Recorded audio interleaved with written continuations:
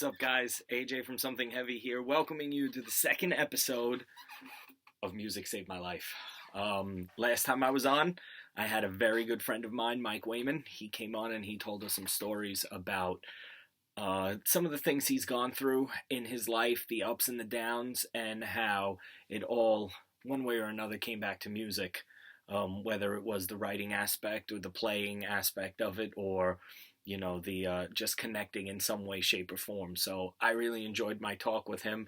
I get to converse with him all the time, but not on a level like that. So I really hope that you guys enjoyed the conversation as much as I did. Today, I will be speaking with a very, very dear friend of mine.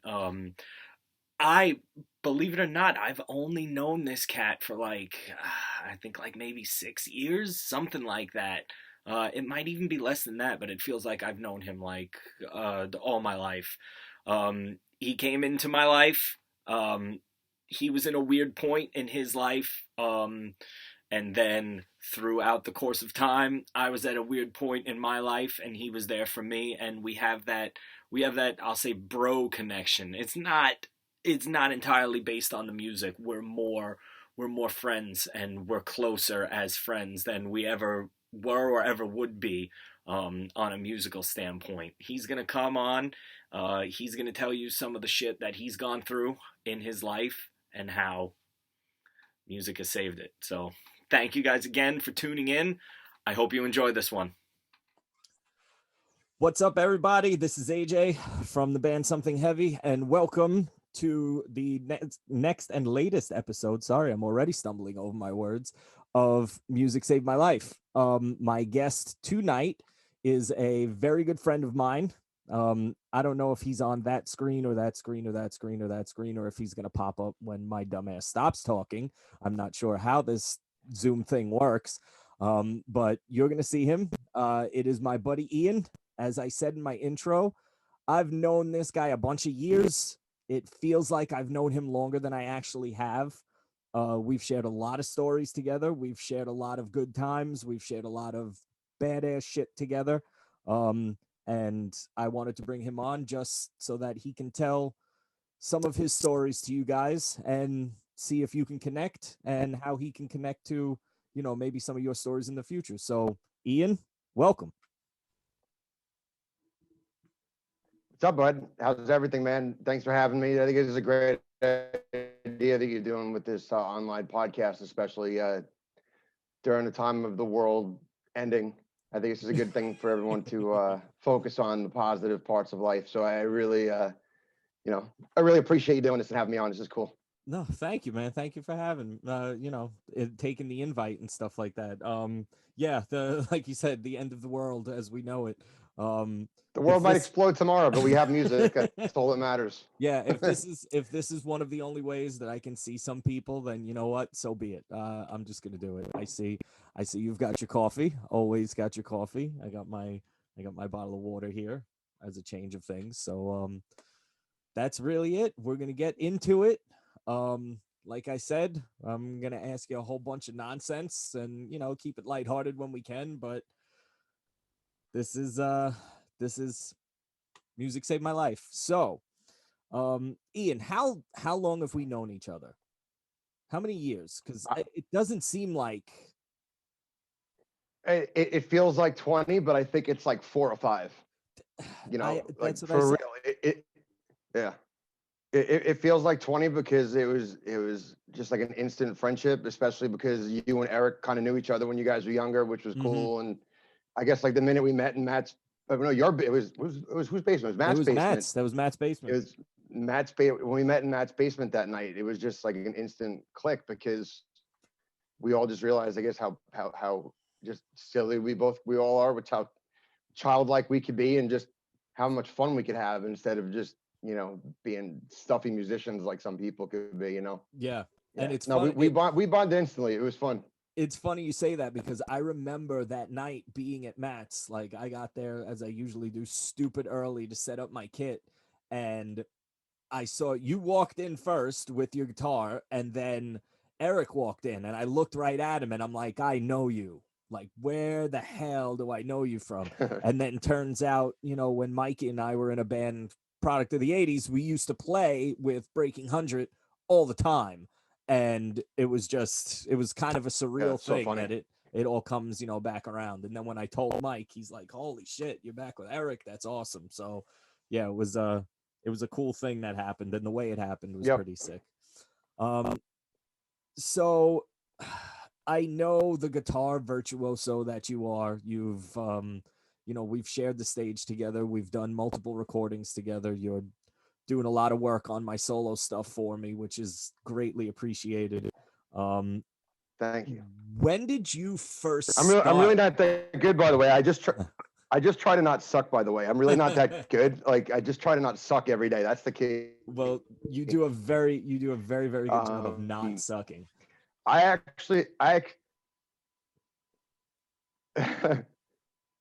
Thank lost you there. Actually, it's funny you asked that question because I think like the first week of September this year. Hello?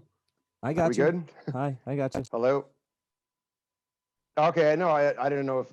All right, cool. Yeah. Sometimes the internet gets a little weird. I don't know. It's funny you asked that question because this summer, the end of the summer, is exactly 30 years that I started playing, which is wow, fucking bananas. I hope we can curse on the show because that might happen from time to time. It's a podcast. It's a Zoom call. It's absolutely. All right.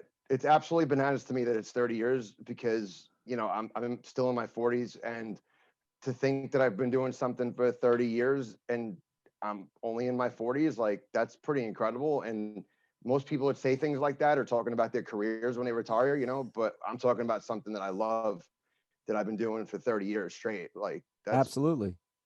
That was pretty cool to reflect on something like that. When you first started to get into music, did you know that you wanted to be a guitarist, or was there something else that struck your interest before you picked up a guitar?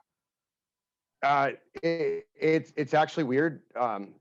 When I was 5, I think I wanted to be a guitar player because I went through cycles. Like when I was 5 years old, the first interest I had in guitar was my next door neighbors were into Iron Maiden and Ozzy Osbourne, and we formed this garage band to do Aces. It was like a lip sync version of Aces High by Iron Maiden. And I had a plastic red guitar with plastic strings that I'll never forget. I got dirt inside of it somehow. And I remember my parents yelling at me because I got dirt inside the guitar that didn't even work. So, but like, I knew I wanted to, I thought guitar was cool then. But I think I wanted to be a drummer. I think I've even told you that before, that even though I'm a guitar player, drums has always been like my favorite instrument to watch and admire, if that makes sense. Like I admire drummers. I think that's why I love like watching you play all the time. I love drummers. It's every musician's secret, but they'll never say it. They all want to be the drummer. Dude, well, the thing was like growing up, and then I'm sure we were going to get into this, but like when I went to elementary school and then they started going through, okay, what instrument do you want to play? What instrument do you want to play? I wanted to play the trumpet. All the cool kids were playing the trumpet. Yeah. But there were no more trumpets left. So I got to play the alto saxophone. Like, okay. Fucking terrible. Like playing, because how can I relate to the saxophone? Playing Mary Had a Little Lamb or like, over and over again. It's just, you can't relate to that shit. Like, and then, like the funny thing is when I got to junior high school, I actually joined the band as a drummer, but when they give you the mallet and say whack the fucking bass drum over and over again, that just is the most boring thing I've ever seen in my life. So like no, seriously, in 7th grade, I completely lost I completely lost all interest in playing music instruments because going whack, boom, my parents wouldn't let me have a drum set because they thought that I was going to annoy them, and they were 100% right for not allowing that. Yeah, my parents could attest to that. 100% right for not doing that. That was a smart move on their part. So, well, dude, it's funny you say that. You wanted to play the trumpet because I wanted to play the drums when in elementary school when it was introduced. It was like, okay, pick an instrument, and I said, well, I'm already playing drums at home. I want to play drums. And like, I don't know how, but on the first day, all the drums were taken and they said, oh, well, this is the only thing left. and they handed me. Do you know what a euphonium is? You have Yes, any I do. idea? Okay. I absolutely do. Well, they handed me that and they're like, here, you could play this. And I said, this thing is twice the size of me. What am I Wow. supposed to do with this? And the music teacher was like, well, you're really loud and you're full of a lot of hot air. So you'll be able to push through this thing very easily. And I was like, oh, great. But you know what? I stuck with that goddamn thing and I played it all the way through to college. And now if I never see another one for the rest of my life, I'll be happy. So you're basically saying that you didn't get laid from like elementary school through the end of college, like we're beginning of college. Well, I should kind of hope I wasn't getting laid in elementary school. That would be a completely different conversation, not on Zoom, more like on FBI channons and stuff like that. Well, all right, it makes me feel a little bit better about my saxophone choice than the euphonium. Dude, saxophone is badass. Like, especially if you could rock that thing. Like, I have a couple of buddies that play alto, and I have a really good friend who is a sick tenor sax player. I'm just like, dude, I'd just walk around a park playing that thing. Yeah, but you know what? I hear you, but when you're listening to like Iron Maiden, like Number of the Beast, or like Ozzy Osbourne's like Bark at the Moon record, and you're 6 or 7 years old, there's no fucking saxophone in those records, and you don't want to do that at all. But that's when you have to start. That's when you have to start listening to like Chicago and stuff, and dumb down your playing a little bit. Dude, not a 7-year-old whose next door neighbors were into heavy metal. There's no way. It wasn't gonna happen. All right. So later on it did, but 7 years old, getting into guitar and stuff like that. How old were you when you got into your first band? 14. When I started playing guitar when I was 14, and it pretty much happened immediately, like with the kids that I went to high school with. It was like right away, and it was terrifying. Now, are you? I mean, we've spoke about this a little bit because I know you're always trying to better yourself. You're always going through courses and just scale rudiments and stuff like that and everything. Are you self-taught or did you take lessons when you first started playing?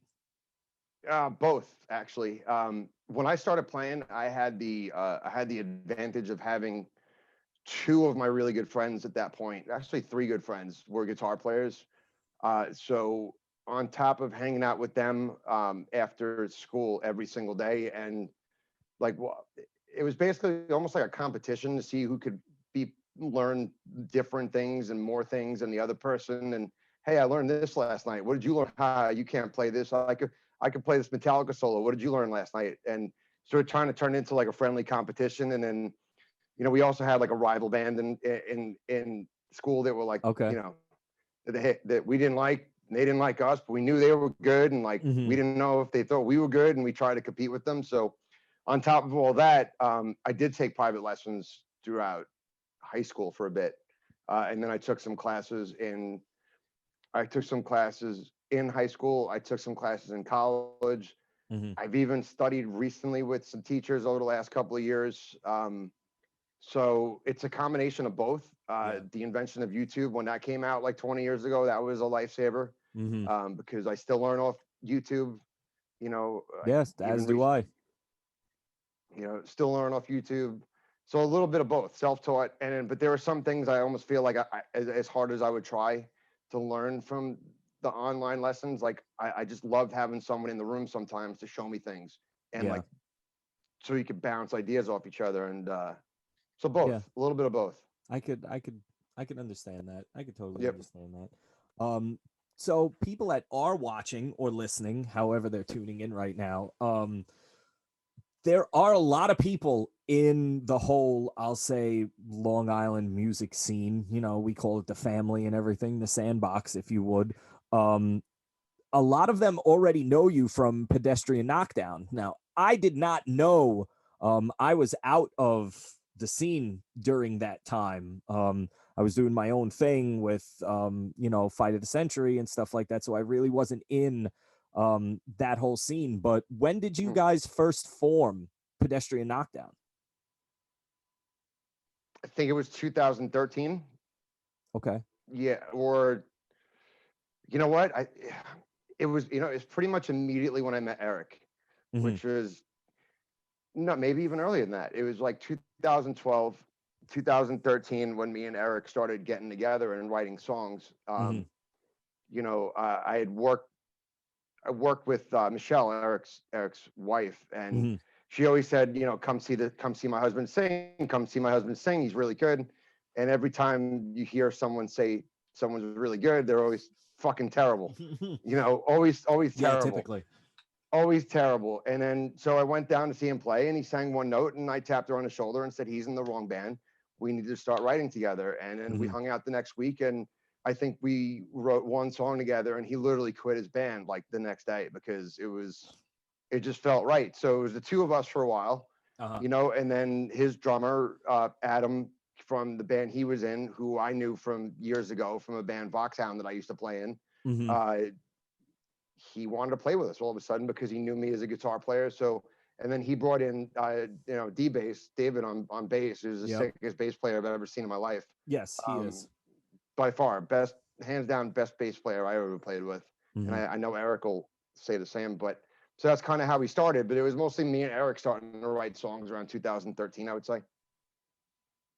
That's awesome. Yep. Now, all right. I know you guys played, you have shared the stage with a lot of bands that, are still, um, active. And so I know you guys have played with Strange and, Sure. bands like Revel 9 and stuff like that. So we're all still close knit. Like we all still know each other. Sure. So that's awesome. That's why I thought it was great once, we formed Sound of Madness and we started playing together. Like I remember the first show we played at Revolution, RIP Revolution. Yeah. We packed that place out, and to see all of those guys from, I'll call it I don't want to call it the original scene because I'm in that scene now. I'm with that family and it's an awesome family to be with. But they came down to see a couple of the the tribute slash cover guys just go up there and do their shit just to support their friends, and it was really awesome to see them all there. Again, because of the history that we all had. They were coming to see us, they were coming to support us, because they knew who we were and they knew, how passionate we were about what we were doing. Sure. And that was definitely awesome. Um, Fast forward, well, rewind from Sound of Madness, fast forward a little bit of time with um, Pedestrian Knockdown. And I know you guys hit an extremely, extremely rough patch with Pedestrian Knockdown with your drummer and Sure. some stuff that happened there. For the people that don't know, why don't you take us through a little bit about Well, pretty yeah. much about that, what happened? Yeah, that was pretty terrible. It got to the point where Adam, the drummer, I mean, he had a bit of a substance abuse problem, Hmm. and it started to become noticeable to everybody in the band and his family and everything, and his girlfriend, and it was to the point where, you know, he agreed to go to seek help for it, which he did. You know, and we were grateful for that. And you know, obviously, something like that is a disease that someone can't help. And we thought, me and Eric were like, listen, we're gonna wait for him. Like whenever he's ready to play, it's not like he's out of the band. It's like, no, this Hmm. is, you know, we're here for him, like whatever he needs. So he did his thing, and then he called us up, and he's like, hey guys, I feel great now. I'm ready to play. And then 3 weeks later, you know, he was back at it with other other things he was doing that, you Hmm. know, we didn't agree with at that point. And unfortunately we had to kind of part ways at that point because it just it just was bringing the band down. We were like, we remained friends with the guy. We're like, listen, you know, we're here for you, but like we just think you need to maybe take some time away from the band and some music just to get well and this and that. And then literally I think a week or two later I find out that he had an overdose in his kitchen in front of his girlfriend, and Jesus. it was horrifying. Yeah, it Hmm. was absolutely horrifying. And aside, you know, it still to this day, it still messes with me, and I know it does with Eric. And Hmm. it took a really long time for me to even be able to listen to the Pedestrian Knockdown stuff because of. And honestly, it's funny you mentioned Sound of Madness. When Adam did pass away, I could not write an original song again for years. Like I Really? just lost all, you know, the spark for creativity just went out the window because that's all we were doing was originals, originals, originals. and I didn't have the passion for originals anymore. I couldn't do it. I wasn't there. It Mhm. wasn't like I could just sit down and riffs will come out. I could not fucking do it, Yeah. and I knew that was affecting me. And then, on the brighter side of things, to come out of that were definitely you guys, Matt getting in touch with us, Mhm. because the cover thing, I never wanted to do the cover thing. I figured, like, like a lot of other people on not to completely change subject from Adam, but Mhm. I know that the cover band thing gets a little bit of a bad rap, or you have Mhm. to, if you don't play original music, then you're garbage. Well, Yeah. it's not true. And then Mhm. so when you guys came along with that idea to do that, I'm like, wow, you mean I could be in a band again and not have to worry about writing songs? It's just like, hey, which part do you want to learn? Let's just go kick ass. Mhm. Like, that sounded incredible. So that was it kind of revived me. And I know Eric also, like, I think he was feeling the same way. We just didn't want to be in a band, Yeah. because we like went to his memorial service and cried for 2 hours. It was, Yeah. and a good portion of the Long Island team was there that night too. Like, Mhm. it was a tearjerker for Yeah. sure. And don't think I'll ever gonna forget about that, ever.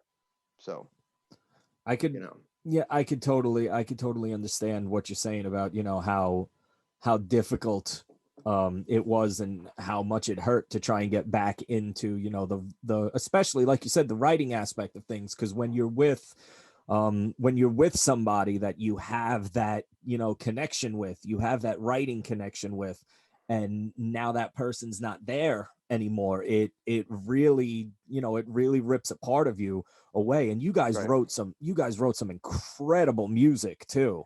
Thank you. From the stuff that I've personally jammed on. He was a very well written drummer. He hit really friggin' hard, and I really like that. Yeah. But I could totally understand.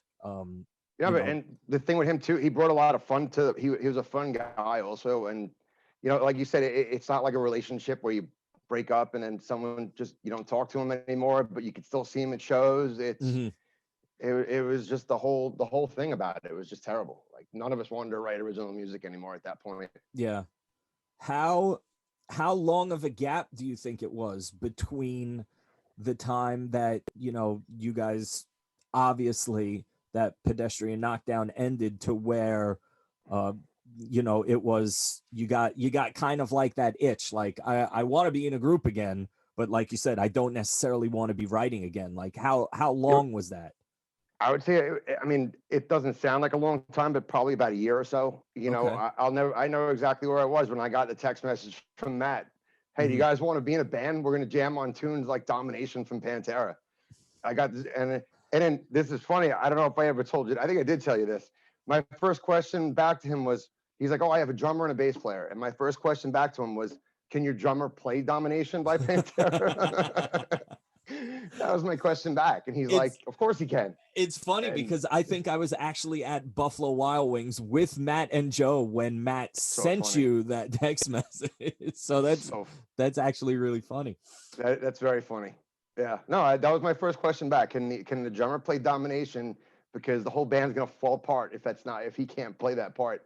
So yeah. Um in the time since Adam passed, have you, in your writings and anything like that, have you used some of like the style or some of like the ideas that he brought to the table? Have you used that in any of your own playing, as, not so much like a public dedication, but more like an internal, like, Mm. I wrote this riff because I remember him, or I remember a time that we were out doing something, and every time I play this riff, it reminds me of him. Do you have something like that? There are. I still, to this day, and even right before we got together to do this, I was playing a little bit. I still, to this day, run through the Pedestrian Knockdown songs, Really? because, I mean, not all of them, but there's like about four of them that I run through on a regular basis because I Mhm. love playing them. And one of them in particular, I always loved the drums. Like, he came up with a drum part that, like, never expected that. And it's just the combination of the guitar part and then Eric singing. And it was actually like a last addition to our very first show. It kind of came out like I spit it out like 2 weeks before the show, and I'm like, guys, I got this song we need to do. Yeah. And it was Adam's drum part that he added that like put it over the top for me. That I'm like, I think this is special. But then, so I literally play this song all the time, and it's called My Last Transmission. And it was actually Matt Abate's favorite song of ours when he was in Strange. And, Strange was very, kind to let us play their record release party. Mm-hmm. Was our very first show in 2014 at it was with Rebel 9 and Mm-hmm. I think Jackknife Stiletto and Mm-hmm. like the crew that you talked about. So and at that point Jimmy was actually helping us write some lyrics and melodies for songs, which was excellent because like they were like, hey, we have a show booked, you guys need to be ready. And we're like, we have 0 songs ready and 2 months to go. He's like, I'll help you. And he's like, I'll help you. You guys are playing the show. I don't care. And that's kind of what happened. And, Yeah. We were still grateful for that. Jimmy's an amazing songwriter. So, but yeah, no, My Last Transmission. And I actually still want to record that song. We never did. So, get your sticks ready.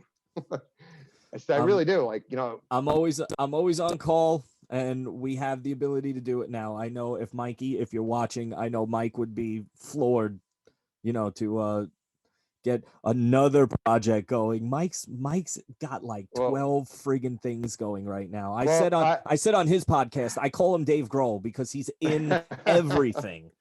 Well, I'll be honest with you. Like, I don't know. I did kind of try to self-invite myself to Mikey's studio, and like he hasn't accepted my own invitation yet. So it's COVID. We don't accept strangers until we know. Dude, listen. I totally understand. But actually, it's funny. Like getting back to like that question you asked about currently writing things about thinking about Adam. Mm-hmm. I really don't write a lot of electric stuff anymore. Like it's more of like my own personal acoustic stuff that I've been writing because that's a lot of any of the playing out that I've done in the last 2 years has been acoustic gigs with Eric. So yeah, I gotcha. But I'm actually starting to slowly write for electric again, and it feels good. I don't know if the riffs are any good because I haven't played it for anybody yet, but like it definitely feels good to get the aggression back out again. Which dude, is cool. if you feel it here, then it's good. If it hits you in one way, shape, or form, then it's good. I don't have any qualms about that. I'm sure it's amazing. So talking about the writing aspect of things and everything like that. I'm gonna go a little deeper now into throw me a curveball. the conversation here. Well, it's not so much a curveball as it is, I know it's not the most easy topic to talk about. But I do want to bring it up because I'm sure in like the conversation I had with Mikey, there are people that either have been or are going through a situation that you went through, and that was a couple of years ago when you lost your mom. I know it from talking to you. You told me that the only thing during that time when mom was sick and when she was fighting, the only thing that kept you level-headed was sitting down and playing your guitar for hours and hours and hours. That was it. It's like what strength did that give you to just keep being there as that positive upfront figure for your mom when you saw what your mom was going through? Sure. I mean, it was the ultimate distraction for me, obviously. And not only just was it playing guitar, but I think I've even told you that I mean, just music in general. I think the first thing that comes to mind that I mean, that time for me is a little blurry, I'll be honest with you, because of how horrific it was. Sure. But honestly, more so than guitar playing, the one thing that, I mean, I'll talk about just music in general. Yeah. And I've shared this with you before. The one thing that kept me like really going was one particular album, actually, I'd like to talk about more so than the guitar playing. Yeah. And the guitar playing will actually come into this part. Absolutely. Avenged Sevenfold's Nightmare record. I listened to on repeat all day long for like 3 or 4 months. And that's why I pushed that song Nightmare so much for us to play. Mm-hmm. And I could relate to the lyrics to every single song, even though they're talking about a complete other life disaster. Mm-hmm. It was still very relevant to how I was feeling. Yeah. And I think that the lyrics helped heal me because it was good to see that there are other people that feel that way, Mm-hmm. exactly the way I was feeling, but maybe for some other reason.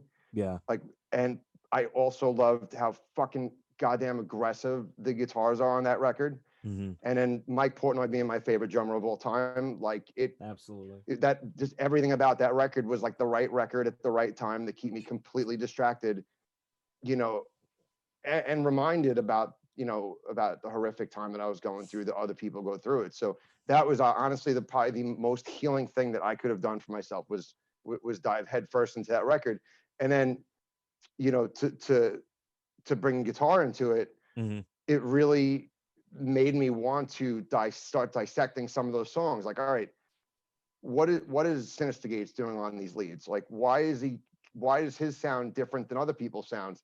And then I realized all the diminished leads that he throws in and all this stuff. And so I'm like, all right, I can kind of break down his chords and I get it more. And from then on, like I really had a really good appreciation for him as a guitar player, Mm-hmm. which is cool. So, that was more of the studying I was doing guitar wise, was trying to break down some of his leads on that record that are pretty fucking awesome. Yeah. So that was kind of the guitar playing I was doing, was just learning fucking heavy ass riffs, Yeah. to get the aggression out. So I wouldn't want to put a hole in my wall or something, Yeah. or, try to be level headed when I'm talking to my friends instead of being, crying all the time. It helps. No, I definitely, I definitely felt it in the times that, we were hanging out, because I think I came into meeting you as mom was sick. Sure. I never personally met your mom.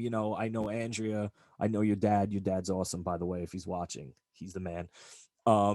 So I could only imagine that your mom was, just as cool. And I see, um, in talking to you, in playing with you and stuff like that, um, I saw the times you would come to rehearsal, the emotion that you would play with. You'd come down and we'd ask you how your day was, and you'd say, I spent the day with mom in the hospital. I don't want to talk about it. I just want to play. And we respected it, and we were Yeah. like, all right, play. And those were some of the best rehearsals that we had, because you just blocked everything out of your head and you just cranked the amp and you went, and Yep. everybody else was really able to feed off of the unfortunate emotion that you were feeling at that time. Yeah, definitely. I could agree with that for sure. Like the energy in the room those days were definitely a lifesaver for sure. Mm-hmm. You know, And and Sound of Madness at that point was definitely huge for me, because it yeah. started before she passed away, and then it carried on through. Mm-hmm. And music is like a family, and with that family, it's like everybody was there for me. I mean, and playing music is the thing we love to do the most. And when at that time we were playing some aggressive, really fucking heavy songs. So, Yeah. every time we play a Kill Switch Engage song, I completely forgot I went to the hospital that day. It's like, Yeah. that's the journey I would go on with you guys. And it's because you're such a fucking badass drummer. And, it's, no, seriously, Stop. it's, dude, it helps, man. It helps to see the drummer fucking hitting so goddamn hard. It's like, oh shit, I got to play a little bit harder and heavier today because my drummer's working for it, and no, that's seriously, that that's makes a just big that's difference. just that's just my retard strength coming out when I hit that hard. I mean, it's just what happens. I go all sloth behind the drums and just need to hit things. So um funny. did mom like watching you play? Did you play a lot for? She did. It's really funny that you say that, because when I first I just kicked my camera and it just went all shaky It's shaky. all good. Okay. It's earthquake in Long Beach. It's all right. We could deal with it. Whoa. Okay. So no, it's really funny. When I was playing guitar growing up, my parents didn't disapprove of it, but they didn't approve of it because they thought and this is why they and they probably don't ever remember saying this to me, but they used to think that it hindered my social life. Really? They thought that, yep, they used to think that, I swear to God, and I believe this was my mom, they used to tell me that. She used to say that playing guitar, you're just sitting in your room, you're not being social, blah, blah, blah. I don't know why you do it. It's not going to go anywhere for you. Like all these things, right? Mm-hmm. And then it took a really long time. She used to go to the shows and this and that and didn't understand it fully until when I started playing. And this is a long fast forward many years. And it's like a couple of years ago when me and Eric started playing acoustic shows, and she would see how happy people were, just singing along, to the stupid bar songs or whatever. Yep. And she saw how happy people were. And she looked at me one day and she's like, wow, all right, totally understand why you do this now. And she was like happy for me. Yeah. And so that was like a little bit of redemption of like, shit, am I wasting my life doing this? Like, but in actuality, it's like, if she could see how many friends that I have now today because of music, and it's not even just musician friends. Like, I have a lot of good friends that don't play music, but like are into music, that love going to they love music the way we do, but just can't play an instrument, and that's fine. It's the same thing. It's like, I know so many people and have so many contacts and have so many friends because of the music business now, locally, that, it maybe originally I did kind of hibernate a little bit, but it flourished as an adult into something much more, like making money from it, which is cool. And, so yeah, it's a good question. Yeah, once in a while, through the epic bullshit that I throw out there. That was a good one. I had a story for you. I have one good thing. I know, like I said, I know your dad is, super, super supportive of, are you kidding, dude? What you do and stuff like that. And I think if he can get on stage and break a guitar or like something like that while we play, I think he would. Like, I was just gonna say that. I expect him at one of the shows to like just start pushing people around and try and start a pit or something like that. Like, he's that type of person, but he still has that he still has that joking wit about him. Where when we get off stage, he'll just be like, it was kind of an off night for you guys, right? That's what I love about him, because my dad is the same way. Dude, he loves it more than anything, but he is, I like the song choices you play, but I really, what song did he always like? Shit. I'm trying. It'll come to me after this. He said he loves all of them, so that's why it's like. Wait, hold on. I gotta look this up. Avenged Sevenfold. What's the one song that? I mean, we played like Hail to the 8 King. of them. All right. Hail to the King. Yeah, you guys were great tonight, but you didn't play that King song that I love so much. Why didn't you play that? That's one of your best songs. And that's the criticism. Like, meanwhile, I'm sweating, I'm bleeding. Like I it's like body parts are left on the stage. We kicked ass, and yeah, it was good. But why didn't you play that song I like? Yeah, that one song. You guys learned some impossible song that nobody else is playing, and it sounded good. But this one, why? Yeah, right. The backcountry harmonies, they sounded good. But why didn't you play "Hail to the King"? Like, what? Yeah, but especially when the drummer needed a break and he wanted to play "Hail to the King," but nobody else did. Oh, listen, it's definitely cool, and your dad is for sure like that. Also, like, listen, I have nothing but ultimate respect for them, because I remember the first day I met them, like, they couldn't stop praising me, and I was a little embarrassed. Like, all right, just.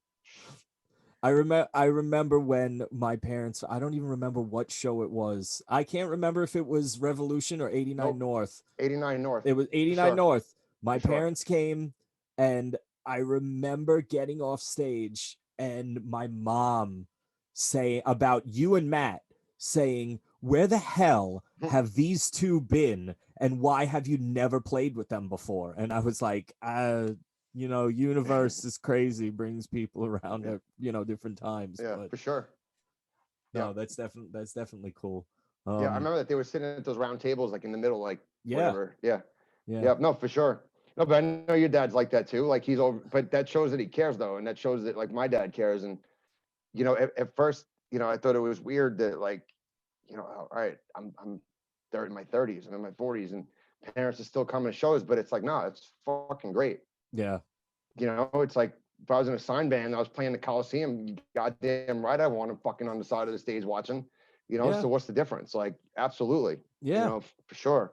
And I mean the shows, you know, you see the bands that we listen to, you know, you see all the friggin' the ages there. I mean, the last time I went to go see Metallica, like I saw it was somebody my dad's age with somebody my age with their son. So it's like, you know, the three generations there enjoying, Yeah, it's crazy. you know, one band. It's crazy as hell. I can't wait until shows come back to where I could start dragging Nicholas to show, whether he likes it or not. I'm going to start dragging him to shows, you know, just to get him into it, just to get him into that feeling of Sure. there's nothing for me, there's nothing better than being at a show, whether you're playing it or not. That adrenaline that goes through you when the light goes out. Oh, And the best part in the whole show is when the lights go down.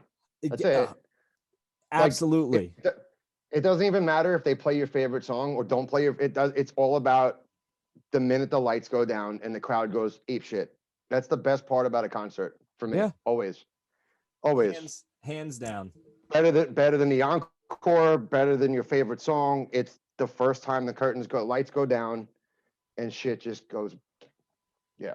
Now that being said, get into a couple of other questions.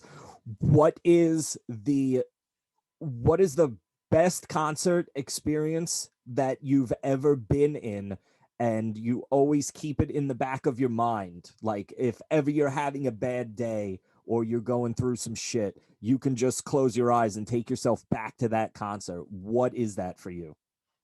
Still to this day, and I don't think there's not one concert that's ever going to top this, was 1996 Pantera at the Nassau Coliseum.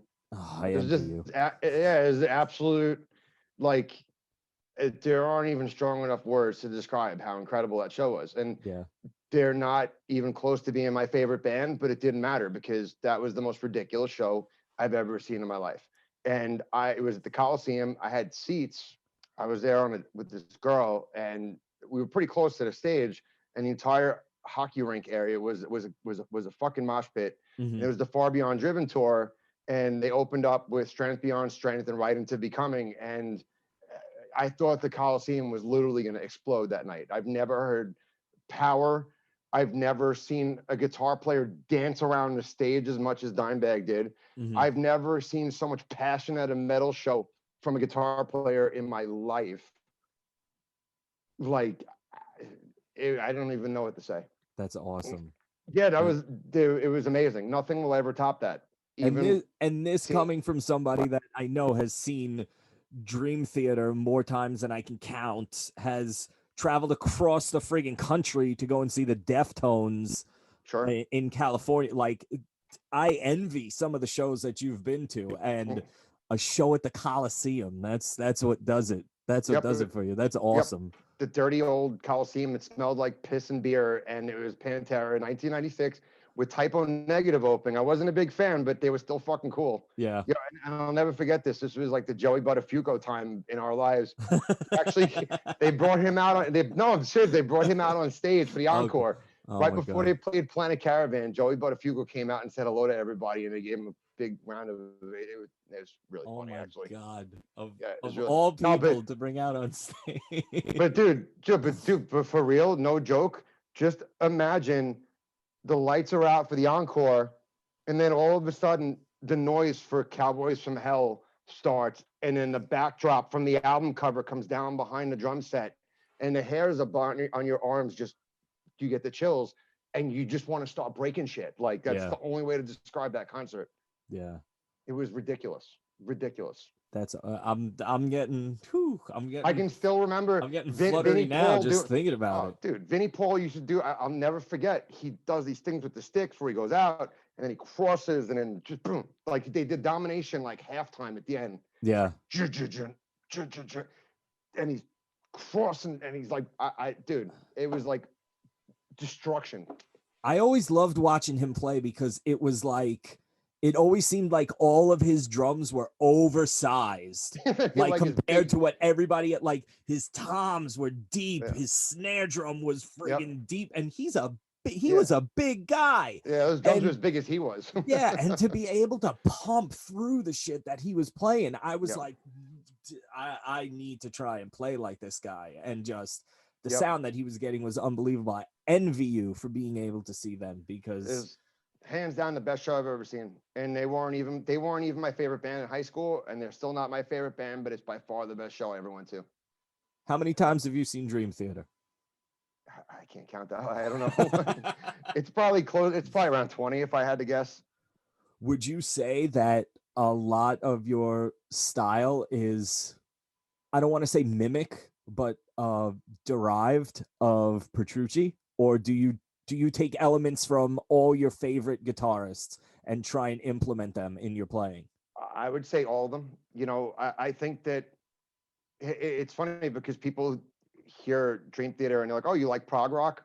I really don't, honestly. I don't really like prog rock at all. I like Dream Theater.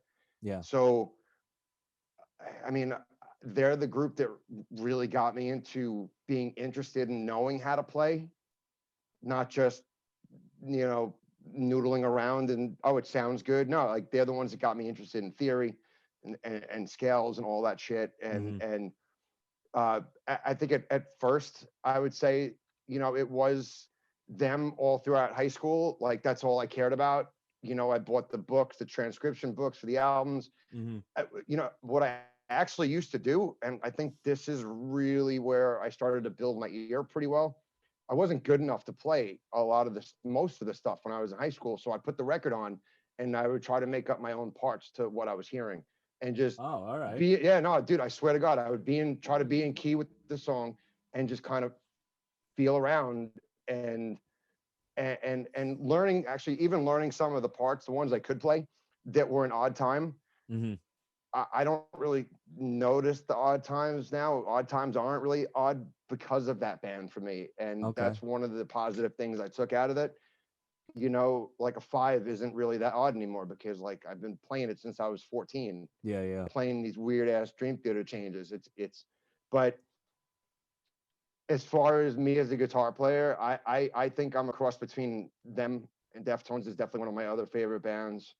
So it's almost like I try to implement the playing of Dream Theater, like the musical part of it, but then also like the laid back, more raw, if it fucking sounds good, then it is good, no matter what thing that the Deftones kind of have. Yeah. You know, I'd say I'm like a little bit a cross between the two, because one's like kind of almost by the book, and then the other one is completely not by the book. Wow, yeah.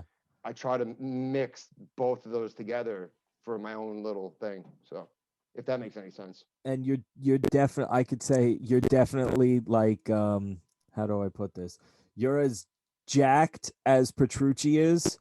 You're not as fat as Steph is. So I could see where you've taken that aspect of things, which is good. That's a good place to be. That's a really good place to be. I don't believe the world is flat either, like Steph does. So oh God, don't even. That's a conversation for a whole nother time. The world is definitely not flat, you fat fuck. Yeah, listen, that's probably a lot of the, you know, that's a lot of the weeds talking, but that's fine. he can believe whatever he wants. Guilty pleasure band that you can turn on and listen to anytime, that you don't necessarily think people know you listen to, or you don't want people to know you listen to. What band? Oh, Jesus. That's right. I'm calling you out. Yeah, I'm calling you out. That's a tough one. That's a tough one. I told you I was gonna have some stumped ones on here. I'd have to like. I'm looking through my iTunes right now. Don't tell anybody. Like that's a really good. Holy shit. Well, all right, I got one for you. I got one for you. It's somebody I listen to all the time, and especially when I'm riding my bike at night, and I always post this. Oh my God, I know who it is. You didn't even have to say it. I know who it is. I'm a very big fan of Deadmau5. Yep. I love Deadmau5. That's a good one. That's perfect for you, because as a guitar player, most people don't they think, oh, he just listens to metal, he just listens to rock. I absolutely don't. Like, Deadmau5 is absolutely a guilty pleasure. I've actually seen Dead Mouse in concert Okay. at Roseland, where not only was I old enough to probably be everyone's father at that point, but probably old enough to be everybody's grandfather at that show. Oh my But it didn't God. matter because it was fucking awesome. Yeah. So definitely a guilty pleasure of mine is Dead Mouse. I love his music is a lot more intricate than you would think, and it's just fucking awesome to listen to, Now, especially in headphones. I like that because, as you said, you know, you get out on the bike and you ride, and there have been times that I've spoken to you throughout the course of the day, and you know, you've said, you know, work is shit. You know, you're feeling blah. You know, you thought of this, and it's in your head, and you know, Sure. you're starting to get upset. You don't want to get depressed or anything like that. You get on the bike and you just ride, but you still have those headphones in. It's It's all like about the headphones. there has to be something playing to keep you going. And It's the soundtrack to my escape. You know, Mhm. I know that I mean, as you know, that's the title to the In Flames record, the soundtrack to your escape. But like, that's such a profound statement, and I always refer to my favorite records when I'm driving in the car or especially riding the bike. That like, it's the soundtrack to the movie that I'm creating for myself as I'm riding my bike, and that's the best Yeah. way to describe it. That's Same way that awesome. the same way you hear music in a movie, it's like, well, that's my movie, and this is the sound. And I think that's why I like Dead Mouse, because there are some lyrics in some of the songs, but the rest of it is just ambient, like chill house type beats, Mm-hmm. and the chord progression is great, and there's a lot of melody in the chord progressions, Yeah. and it lets my imagination run wild, and it's that's why I like him. It's awesome. Yep. That's awesome that it just takes you to that whole like different euphoria It's rather way than like you said. way different. It's Yeah. way different than watching, you know, John Petrucci play or anybody. Like, it's a different feeling. It's a Mhm. much and I think that that's the most important thing that you could take out of listening to other styles of music. It's a Mhm. totally different escape. Totally different. Like, Yeah. I'm not always going to want to listen to metal on the way home driving at night. No, I put on some mellow shit, man. Like, I mean, even some of my friends, like I'll play for Eric, be like, yo, check this out. Like, I can't listen to that. It's not metal. Well, all right, I'm sorry. But I have friends that my one of my best friends, Mike, he got me into electronic and chill music. And Yeah. that was one of the coolest things that anyone could have done to me, because it shows you don't have to play a million notes per minute in order to create a vibe and a vision. And I Yeah. hear that when I listen to music like that. So that's kind of why That's I awesome. like it. You know, I had, you know, I've had this conversation with people too. Like, I'm for what I do, because I'm the drummer and stuff like that. Like, you know, people at work or even, you know, friends that I had in the past and stuff like that. They've categorized me as, you know, oh, he's the metalhead. He's, you know, he's the hard rock that's screaming, Sure. we're gonna kill everybody type music and stuff like that. But as I told Mike last week, if you were to run through my Spotify right now, you'd be like, is this yours? Because Right. it goes from bands like Trivium and All That Remains and Beartooth and stuff like that to Electric Light Orchestra Nice. and Steely Dan and the Edgar Winter Group, like stuff like that. That's so far out there, but you know, you listen to all of the instrumentations to it, and like you could feel like Sure. there are some Electric Light Orchestra songs that lyrically I could connect to better than half of the metal stuff that I'm Sure. listening to right now. It's just, as you said, it's just how you feel in that moment, and the soundtrack. That was a perfect way of putting it. It's a The soundtrack to your soundtrack, escape. it's amazing. That's Listen, an amazing way of putting it. and even getting out of way out of left field too. Like, I even listen to some Spanish music too, and even though I don't understand the lyrics, Mm-hmm. I don't care, because I make up my own idea of what I think he's singing about, Yep. and it still is awesome. Like, I'm serious. That's just No, funny. no, I'm serious. Dude, I listen to like Manao, the Gypsy Kings. They say corazon like every other fucking word, which I know means heart, Yeah, that's hard. but I mean, it's you know heart. that. Other than corazon, I have no idea what the fuck they're talking about. But uh, and also I remember when I was in college, I had a drummer friend who was awesome, who actually I wrote Phoenix with. Like that's where that came from originally. Okay. And he got me into this singer, Lorena McKennitt, that had such a very big impact. And it's like Celtic music. Yeah. And but when you I hear her love that voice, shit. oh dude, when you hear her voice, it's like one of the most soulful things I've ever heard. And you hear like you feel like you're in the countryside in Europe somewhere when you're driving in your car down the Meadowbrook Parkway and you get transformed to like this, you know, I feel like there's like sheep running around or some shit like that and like rolling hills. And absolutely. So that's why I like things other than just metal and rock, and you know, it's good to do. It's music. If it's like you said, if you feel it, it doesn't matter what it is. It's just, it's there. That's But awesome. If you told 14-year-old Ian that he was listening to stuff like this, he wouldn't believe you. No, seriously, it was Dream Theater, Metallica, Led Zeppelin, Jimi Hendrix, Two Live Crew, and Ice Cube and NWA. I love that shit. I love West Coast rap also. Very big into West Coast rap. Yeah, dude, I just recently have gotten back into, and I'll thank my brother for this one. For Christmas, Jay and his girlfriend Rebecca, what's up, guys? They bought Nicholas a sweatshirt that the front of it says Notorious B.I.G. and the back says Sky's the Limit.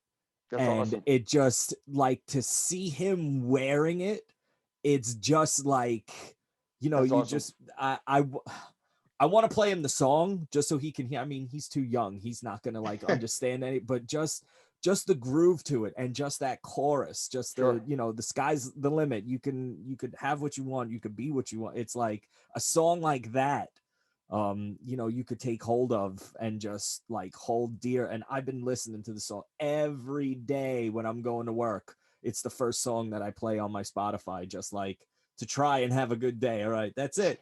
Guys, and then of course, you know, you walk in the building and you know it's just like, okay, kill me now type of thing. But yeah, you know exactly what that's like. No idea what you're talking about. I love my job, by the way. I do love my job though, but listen, it's like free rectal exams every day.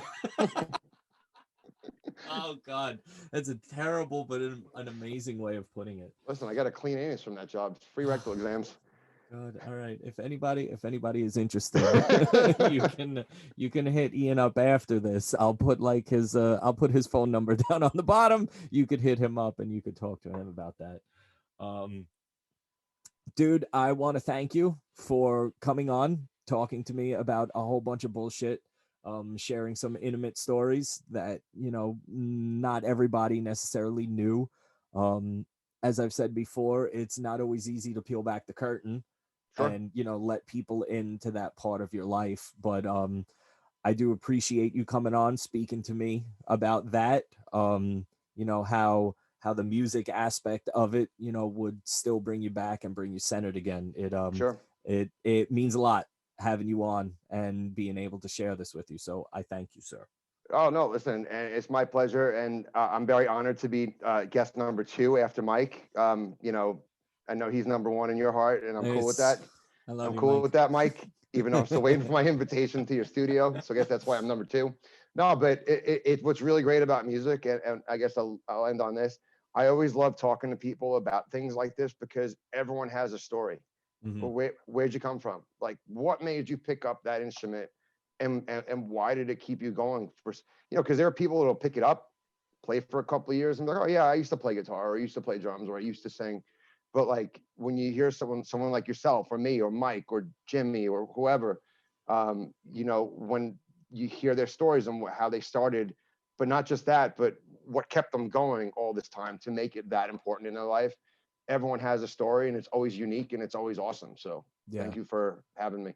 No problem, man. That's the whole reason why I wanted to do this, because, you know, we only get so much time together, either when we're at shows or, you know, when we see each other. We want to create new moments and create new memories. And, you know, there isn't always time to talk about stuff like this. So or it's me shoving a new Dream Theater song down your throat. Yeah. Oh, dude, when we're done doing this, just I want to show you this DVD. Just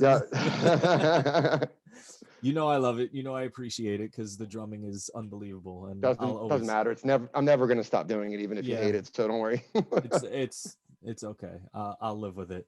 So again, thank you for being on. Guys, you will be seeing more of Ian, hearing more of Ian soon. I promise you.